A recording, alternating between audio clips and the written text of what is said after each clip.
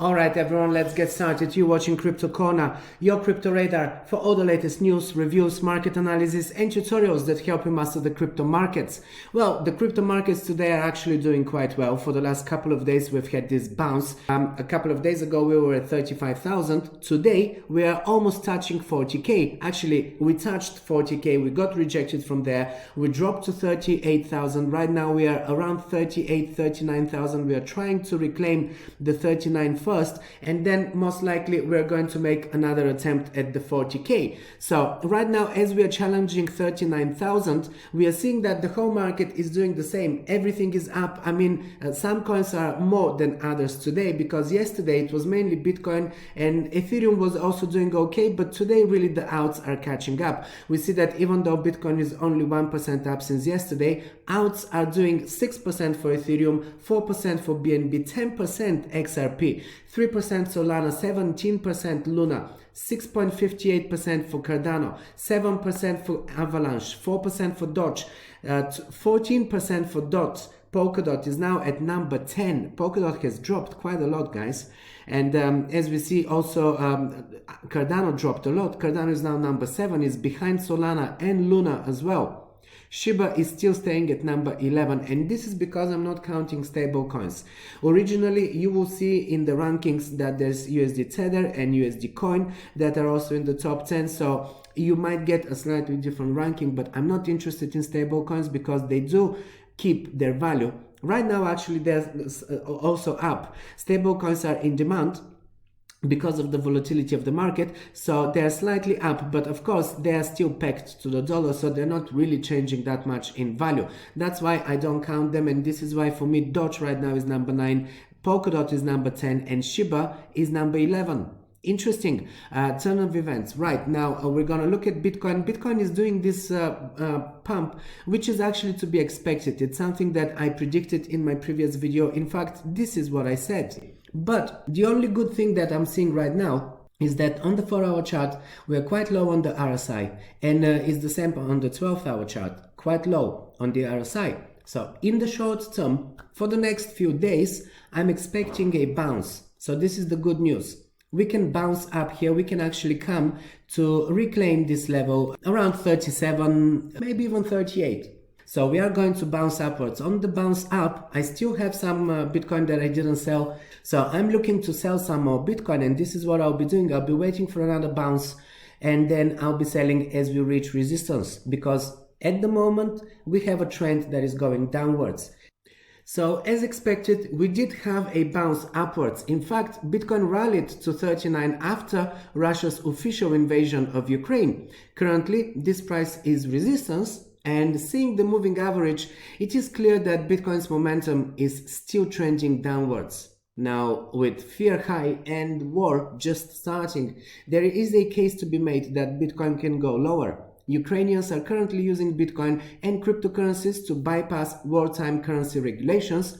This could prompt regulators to enact new legislation, which would further increase sell pressure on Bitcoin, especially with Russia using Bitcoin now to bypass international sanctions. If Bitcoin does not flip 39,000 to support, then it can turn around and go lower. 32,000 is Bitcoin's strongest short-term support, and looking on chain, we can see the demand for Bitcoin that increases below 35,000. So tomorrow I'll give you my more detailed analysis on how this war can affect Bitcoin in terms of fundamentals. But today we'll look at the chart only and establish the most likely scenarios. So let's go to the chart of Bitcoin. Alright, so let's start first with the daily chart, and here, very important, as you can see, I've cleaned up the chart. I've only left the 50 and the 9th moving averages, because this is really indicative of what we're doing. We broke the 9th moving average yesterday, and we came all the way to the 50th today, but we got rejected from here. We just touched 40,000 and immediately we got rejected. We are now below 39 again. Now 39,000 is actually an important level. We have to reclaim this 39,000 level, and we have to keep this as a support. We have to flip it into support. Well, currently it is a resistance and we failed. So this is very important. If today we don't, okay, maybe not only today, maybe tomorrow, but today and tomorrow, As we are close to this level, if we manage to break above it and reclaim it as a support, this will be the turn of this downtrend, because this will be breaking the 50th moving average on the daily, and as we climb above the 50th moving average, as you know, we get bullish. But this failure to reclaim this 50th moving average and this price level, this is indicative that most likely we are going to drop again. So we could actually have a few days of just consolidation around these price levels. Maybe the market will be undecided. Buyers and sellers will have kind of equal strength. So if we just consolidate for a few more days around this level, we could actually gain the strength to go and make another attempt at breaking it, and this time succeeding. So this is one possible scenario. But most likely, as we get rejected from this level right now, we are going to drop lower, and we are going to be heading, of course, to the first support. The first support is 37,000, 36.5, 37,000.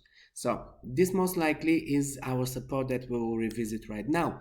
If this support doesn't hold us, we will go and revisit the 35,000, and even we can go to the 33,000 level.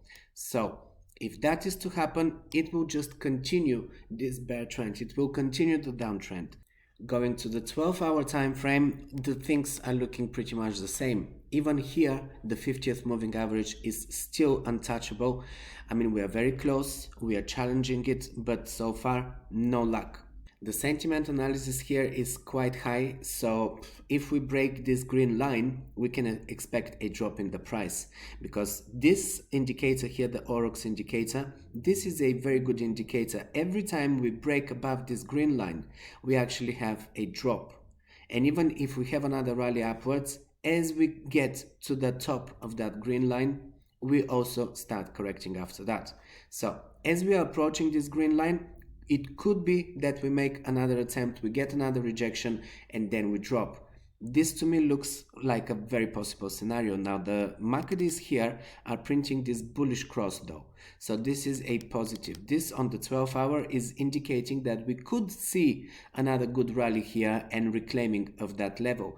This is what I'm wanting to see. On the 4-hour, we have actually reclaimed the 50th moving average, but of course this is not the 50 daily moving average. This is the 50th on the 4-hour moving average, so it's not the same. I mean, this is shorter term.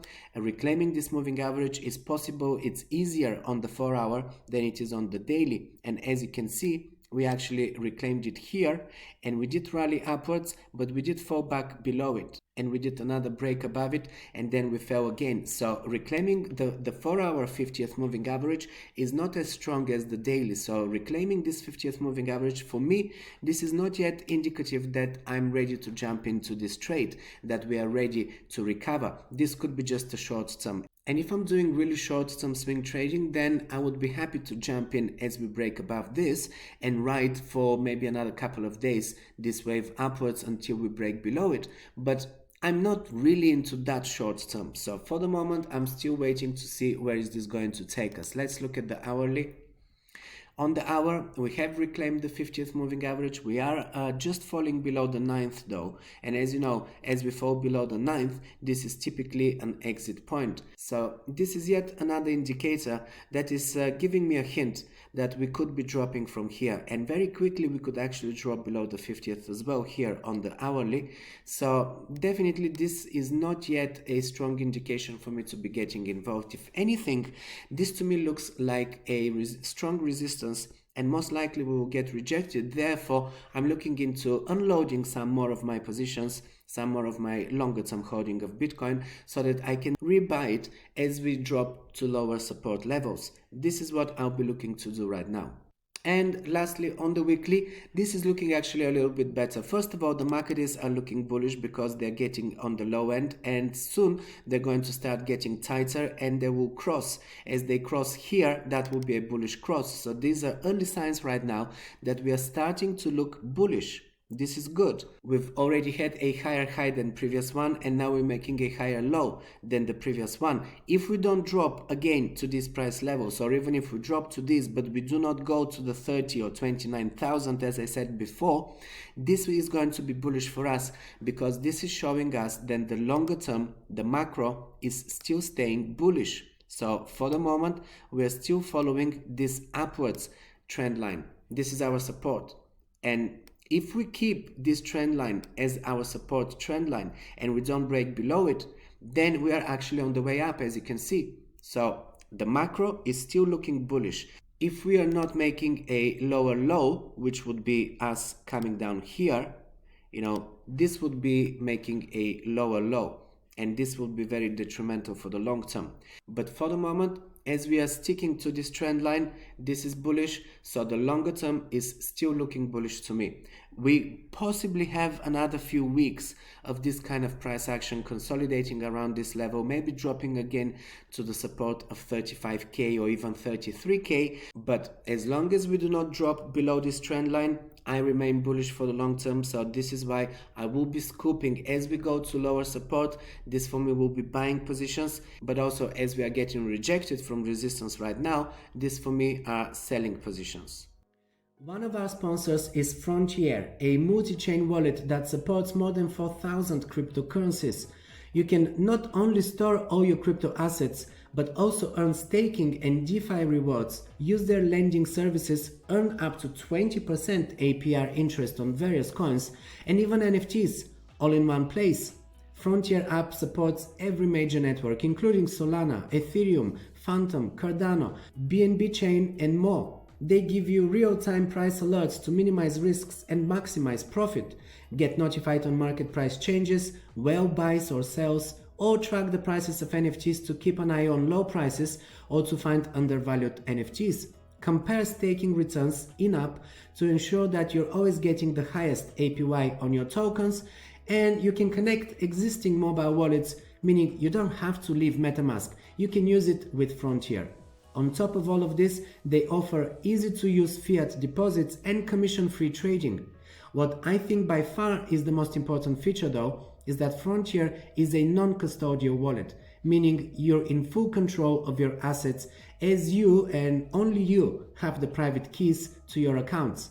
I'm only interested in self-custodial wallets, and this one ticks all the boxes, so it is a definite winner. To find out more, grab the link from the description below and download their app. It's on both Android and iPhone. Alright, well now you're up to date. This is everything for this episode, guys. Thanks for staying until the end. As usual, if you like this video, show your support by leaving a like and a comment below and share it with someone else who would benefit from watching it. Also, if you're new to this channel, make sure you're subscribed and hit the notification so you know when I'm posting a new episode. I'm coming to you on a daily basis with market analysis, news, reviews of established projects or new projects, and of course tutorials that help you master the crypto markets.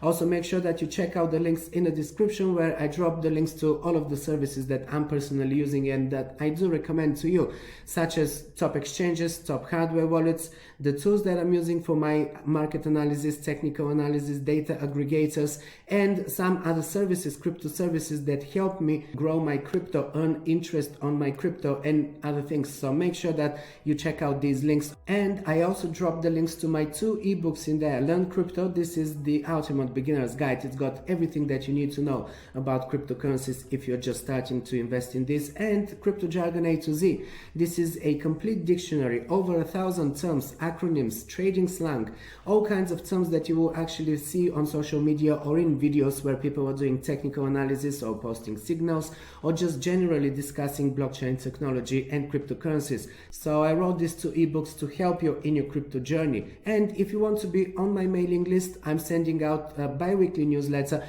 on the 1st and on the 15th of each month. I'm sending newsletters packed with information, market analysis and other insights that will also help you navigate in the crypto sphere. So grab the link from there, join my mailing list, and I'm gonna see you in the next episode.